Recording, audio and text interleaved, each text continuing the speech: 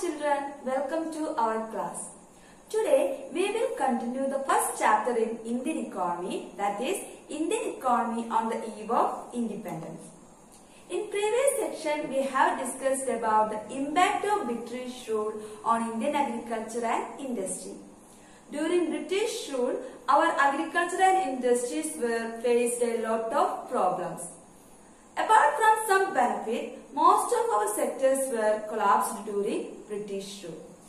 Today, we are going to discuss about the impact of colonization on the foreign trade and also demographic condition of India.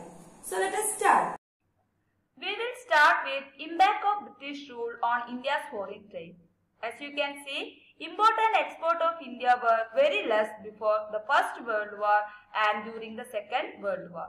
However, after the introduction of Reform 1991, which we call as the LPG reform, that is liberalization, privatization and globalization, there was a sharp increase in the both export and import. Then, during British rule, Britishers maintained a monopoly on the control of export and import of India. As a result, more than 50% of India's foreign trade was restricted to Britain. The rest was allowed with few other countries like China, Ceylon, now it called Sri Lanka and Persia, that is Iran. Then, the Britain opened a route from Suez Canal. The opening of route from Suez Canal reduced the distance and time because previously all the ships had to go around Africa to reach India. Okay.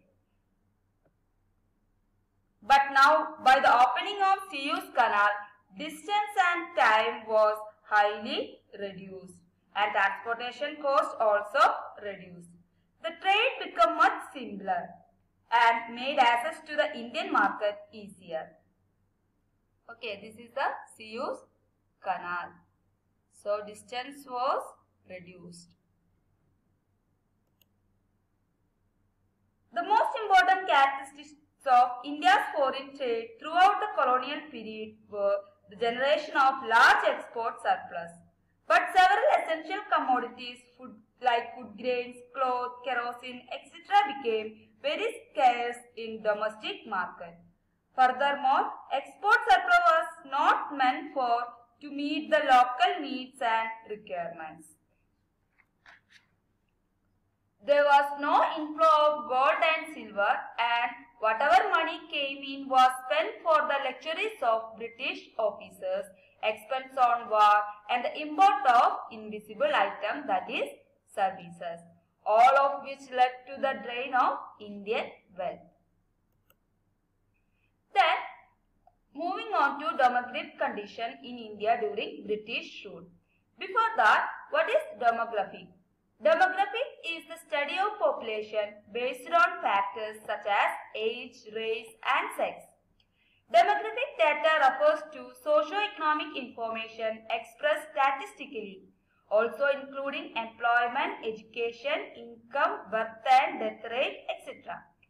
Then, demographic transition is a model that describes population change over time.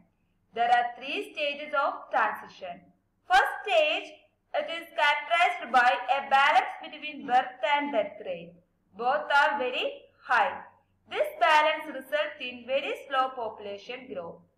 Then in second stage, here sees a rise in population caused by a decline in death rate while birth rate remains same or high. In third stage, moves the population towards stability through decline in the birth rate. Let us discuss demographic condition of India during British rule. Britishers brought about the idea of census through which we still have the census in India. The first census was introduced in 1881. Then we have a decadal census every 10 years. The last census was in 2011 and the next is in 2021. In 1881, it revealed uneven distribution of wealth or population.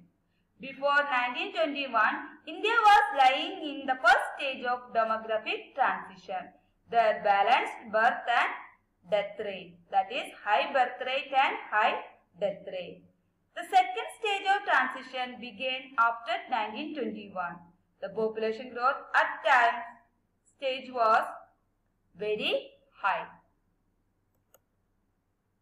Then, various socio-development indicators was also not encouraging during this period.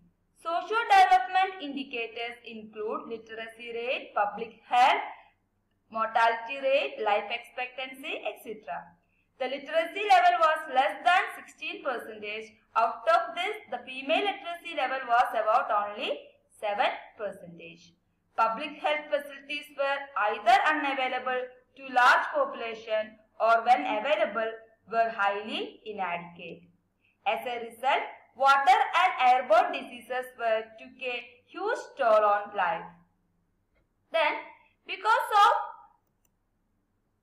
lack of public health facilities, overall mortality rate was very high, especially infant mortality rate or death rate of newborn babies. Life expectancy was also very low, that is only 32 years. In the absence of reliable data, it is difficult to specify the extent of poverty at that time. But there is no doubt that extensive poverty prevailed in India during colonial period. Let us conclude today's section. Today we have discussed about foreign trade and demographic condition during British period. During that time, our foreign trade was fully controlled by Britishers. We had trade relation only with Britain. Surplus from trade was taken away by the Britishers and led to drain of our wealth. Our population growth was very high. Then the social development indicator shown a negative trend. So this was all about today's section. I taken a small portion, a small topic today. So you have to read the textbook today itself. Then, so children, take down the notes and attend the test paper. Children, bye.